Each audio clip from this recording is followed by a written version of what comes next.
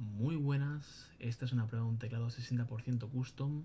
La placa base es una DZ60 RGB V2 ANSI. La caja es una Tofu Burgundy. Los estabilizadores son GMK engrasados y clipeados. Los switches son Novelkeys Creams diseñados por Keil, también van engrasados. Y finalmente las teclas son Enjoy PVT Grey on White.